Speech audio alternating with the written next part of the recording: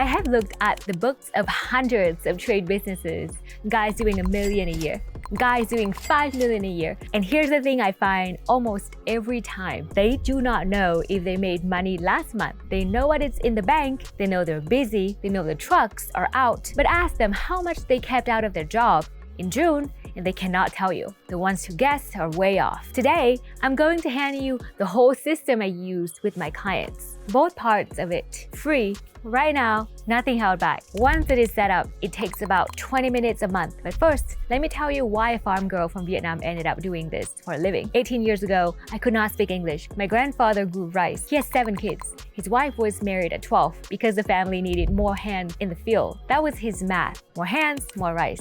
I grew up around people who work with their bodies. Builders, laborers, trade guys. Those are my people. That is why I do this and not something easier. Because I saw what happens when the ground under a working family gives out. But it does not just take down the business. It takes down everybody standing on it. Okay, here's the system. There are only 2 money reports that matter to you. Not 12, 2. The first one is called a P&L. I call it your scoreboard.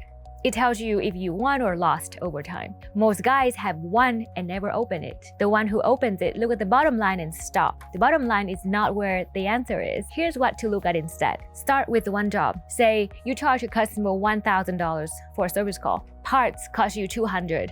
Your tax time cost you $300. So you kept $500. That is half, 50%.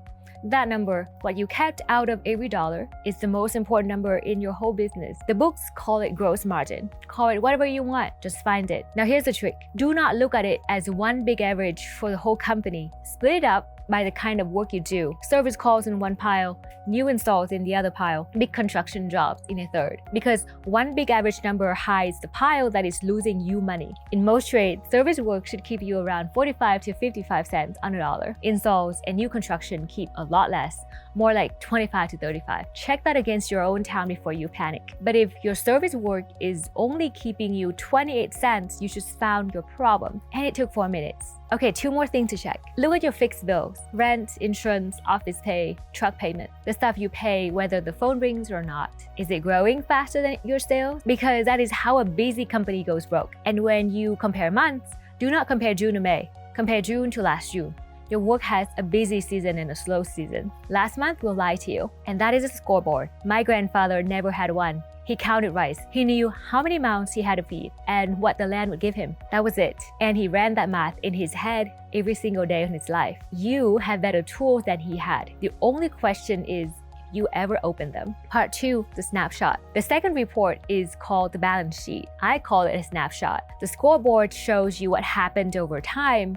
The snapshot shows you what is true right this second. What you own, what you owe, what is really yours. 3 things to look at. 1, money in the bank compared to what it costs to run for a month. You want to have enough to keep going for 2 to 3 months if no new work comes at all. 2, pull up the list of customers who owe you money. Find anyone who has owed you for more than 60 days. That is not money you made. That is a loan you gave them. You just never agree to give it, and you're not getting paid interest on it. 3, look at what you owe on equipment you barely use. That machine is not sitting still. It's costing you every month. Now here's why this matters more than anything else I've said. I've worked with guys pulling in 7 figures who ran the whole company off the bank app on their phone. They would check on Tuesday, see a good number, and feel fine. Then payroll hits Friday, and then the parts bill comes due Monday. And now they're calling the supply house asking for more time. That money on Tuesday was never theirs. It was payroll they had not paid yet. It was a deposit on a job they had not started. The bank balance is the most misleading number in your business, and it is the only one most guys look at. Now you're listening to this and you do not even know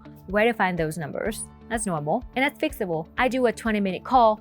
I call it a profit review. You bring your last 12 months of numbers. I will tell you what you actually keep on each kind of work. I'll tell you how many months of cash you really have, and I'll tell you the one number that is bleeding you the worst. 20 minutes, it costs nothing, and I'm not going to sell you at the end. If you want to work with us, you bring it up. Link is right below in this video. So now let me give you the last piece, because this is the one that builds real money. Part 3, the rule under all of it. Knowing your numbers is worth nothing if you do not do the one thing they are telling you. Spend less less than you make. That sounds too simple to be worth your time, right? But it is also the clearest line I have ever seen between trade guys who end up rich and trade guys who work 30 years and end up with a truck. When I got my first real paycheck in this country, I saved 60% of it. Not because I read a trick somewhere, because I grew up hearing about a man feeding 7 kids off one field. My family came to visit me from Vietnam last year. We walked across New York City carrying watermelons because they were cheaper at a market 12 blocks away. Grown adults with good jobs hauling watermelons down the sidewalk. We cooked at home, we chased sales like it was a sport. That was not being poor,